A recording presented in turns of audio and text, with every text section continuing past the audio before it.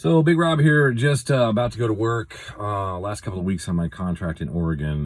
Been a traveling nurse for probably since about 2011. Local travel in Denver, and then national travel starting in 2015. Before that, I was a travel nurse before I settled down in Denver with my kids and stuff. Did that for about 5 years before that. So, a total of probably about 15 or 16 years experience as a travel nurse. The wages are coming down and the COVID money's run out. The government's not going to pay these hospitals to take care of COVID patients anymore. So they're basically on their own. And here's what's happened. We got a lot of nurses in the market who want to be travel nurses who quit their staff jobs.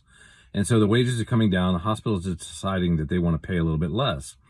Now, before you start blaming your agency for that, you need to understand how the system works. And so in between the hospital and your agency is what's called a vendor management service. And the biggest one that I know about is called Medifis. Medifis is the database. They maintain a database where all these contracts, with their hospitals who contract with them, they maintain a database with which your agency picks and chooses jobs for you, contracts for you. And so what you have to decide, first of all, if you're new to traveling, you have to decide how you want to be paid. And so do you want to work as a person who gets straight wages like fast staff, who handles your housing arrangements for you and basically does all the legwork behind your back?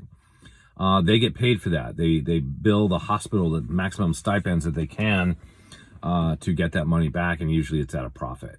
Do you want to be paid on a blended wage? The blended wage is a scheme where they pay you a reduced salary, but they max out your stipends.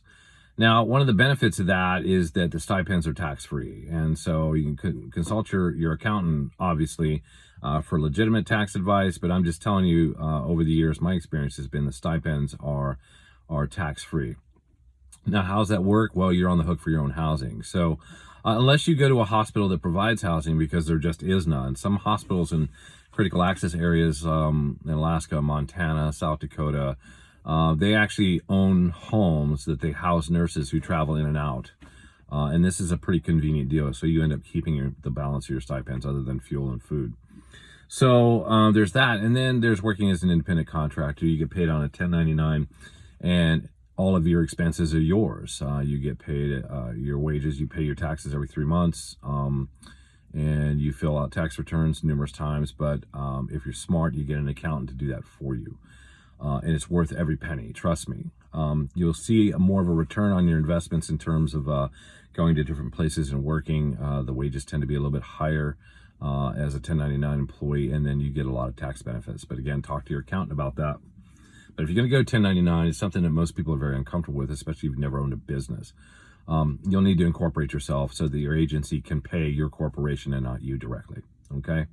So a little bit of advice about that. Now, in terms of choosing a hospital to work at, first thing you need to do is pick an agency, and I suggest 2 that you're comfortable with. Those agencies should be very available to you, have a solid reputation. I prefer to choose my agencies based on referral. I don't just look them up on the internet and just sign up with somebody.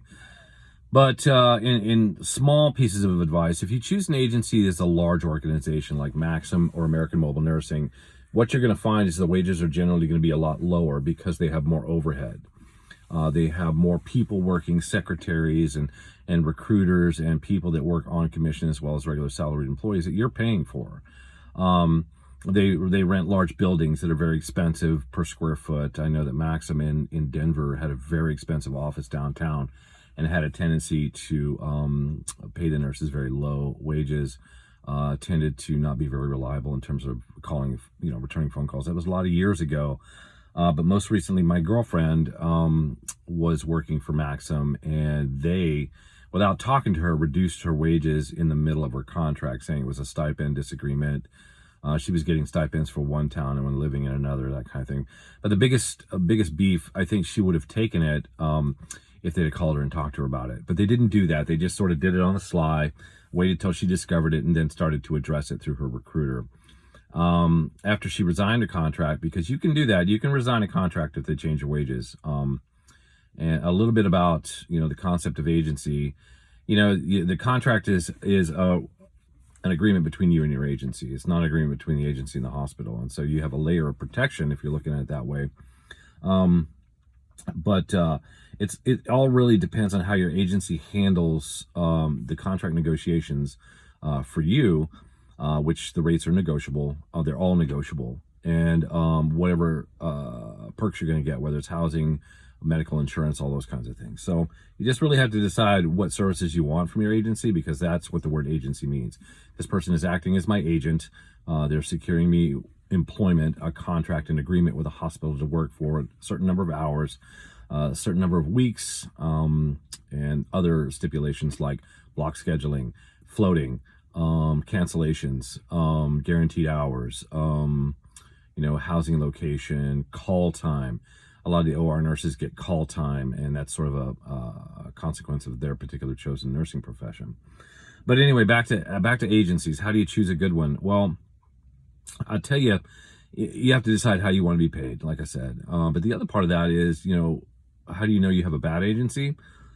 I use a couple of different references. But number one, right off the bat, if your recruiter is not returning your phone calls in a timely manner, I mean, if you're calling at 2 o'clock in the morning, you're expecting a phone call from your recruiter at 2:15, you're not going to get one.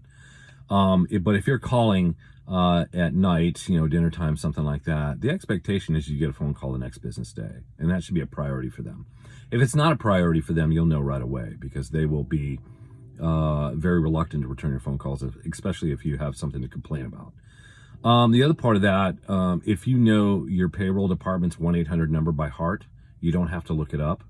Or if you know people in the payroll department by heart, you've talked to them on the phone, you're emailing them back and forth, it's usually because you have problems with your check. And I'll tell you what, the difference between, and I hear a lot of this from staff nurses, but the difference between a staff nurse and a travel nurse is that we come out to a location we're not familiar with, where we don't know people, mostly. We pay for our own housing, we pay for our own transportation expenses, we pay for our own fuel, our own food, and all those kinds of things, just like you would if you live somewhere. But the difference is we're away from our families and support systems. And so what we find recently in the business is that nurses are spending tons of money to get out to a location only to have their travel contracts canceled. So something else you can negotiate into your contract is a cancellation fee. If you cancel me, you're going to reimburse me, $2,500, $5,000 for my travel expenses. And that's not unreasonable at all to negotiate that into your contracts. But one of the biggest things now is that we have a lot of nurses who got out of staff nursing, they got into travel nursing, and this is their first contract, their second contract. And we're kind of on the tail end of the FEMA support for hospitals and this COVID scamdemic that's been going on. We're kind of at the end of that now.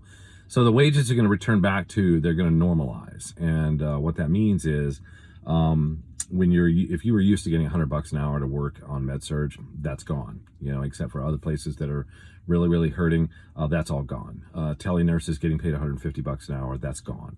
And you should have seen the writing on the wall for that and planned for it. And so the biggest thing you got to remember about travel nursing is that prior planning is the key to keep from getting surprised. Like, don't show up in a bush town in Alaska without any money in your pocket, because you may get there and decide that shit ain't for you and want to get on a plane. And now you're out, a few $1,000 because you traveled out there, you're dragging your suitcases back and forth from Alaska to wherever it is you came from. And so, make sure that you have some money in your pocket before you get on the road and you can bail yourself out. The other part of that is, the bait and switch. One of the things that I tell new travel nurses is make sure you got some cash in your pocket. You show up at your facility and you work for a couple of weeks, and all of a sudden your agency is calling you up and telling you got to take a lower wage. No, you have a contract. So at that point, they're in breach of contract, and you have two choices. You can quit and quit your agency and go to work for another agency, or you can stick it out. And I will tell you that the last thing you want to do is get a reputation of a person who's willing to get screwed over. So the bait and switch rates, where they draw you in with one wage and then they tell you a couple of weeks later, we're reducing your wages by 10 or 15 bucks an hour. Now, don't do that. Don't put up with that. You're setting a bad precedent for yourself and for the business. When you sign an agreement, like I said, you spend a lot of money to get out to that place.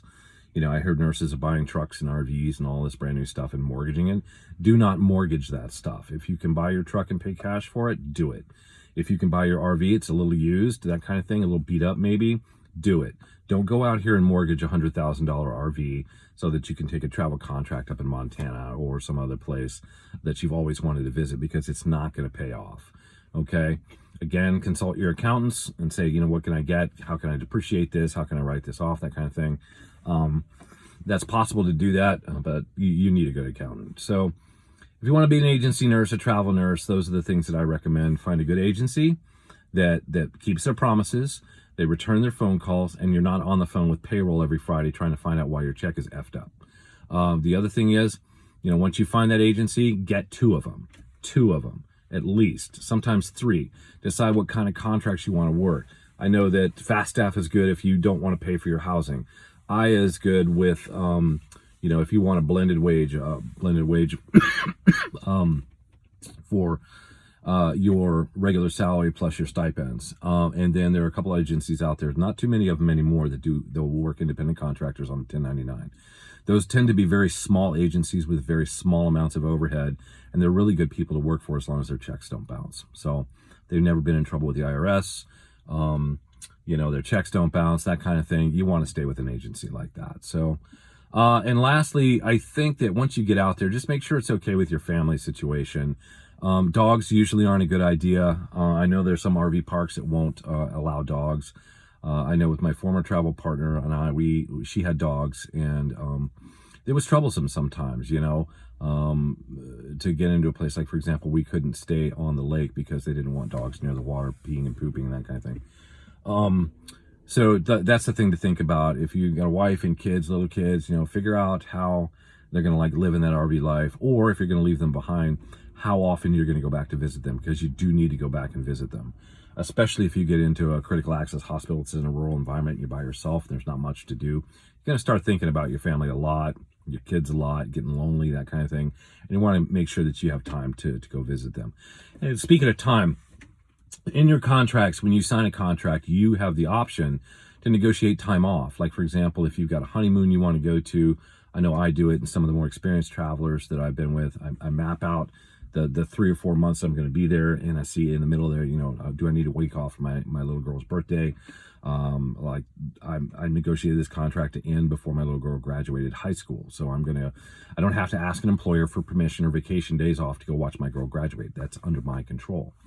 And so super easy to do that. Just make sure they agree to it, and then when you see the schedule, make sure it's on the schedule. The last thing I would say, if you're new to nursing, if you've had less than a couple of years experience, now's not the time to travel nurse. Okay, wait for the next pandemic. Get a couple of years under your belt with whatever your specialty is, whether it's med-surg, tele, PACU, pre-op, ICU, emergency room, because what will happen is you'll get pushed into other circumstances that you're not accustomed to. And that's the other thing. If you don't want to float, you better make sure your manager you're talking to knows that you don't want to float, because I promise you, even if it's a big ER, you're going to move around in that ER. If you're on tele, you're going to be moving to med-surg. You're going to be going to step down. You're going to be going to all these different units they have in these hospitals. You're going to be staffed according to the needs of the hospital. Okay, and that's just it. There are some hospitals that will offer you block assignments, like, for example, 7 on, 7 off. There are very few of those out there because they have to have somebody to work opposite of you, and most people don't want to work 7 days in a row, especially the staff members. So make sure that you ask these questions. Am I going to be floated to peds, for example? Are you super uncomfortable with peds? Do not agree to go to a place that will float you to peds. If you're in the ICU and you've got no burn experience, am I going to be floated to the burn unit? Am I going to neuro? Am I going to surgical ICU? Am I going to medical ICU? I got to get in there. But just a real quick video letting you know kind of what's up. If you have any questions, any comments or anything like that in terms of choosing assignments, let me know in the comments. I'll be happy to try and answer your questions. I work nights right now, so it takes me a little time to get back to it. I don't visit YouTube very often, but when I do visit, it's usually to kind of look and see if anybody's left any comments, whatever. Right now, I'm on a great contract in Oregon in the Dalles. It's a great stepping off point for visiting the West Coast. It's also great for visiting east of here, Washington. I've seen a lot of really cool stuff since I've been here. Time to go back to Alaska, but just hit me up with comments. This Big Rob, just a guy over 50, travel nurse, nobody special, just a working class Joe. Peace out to you.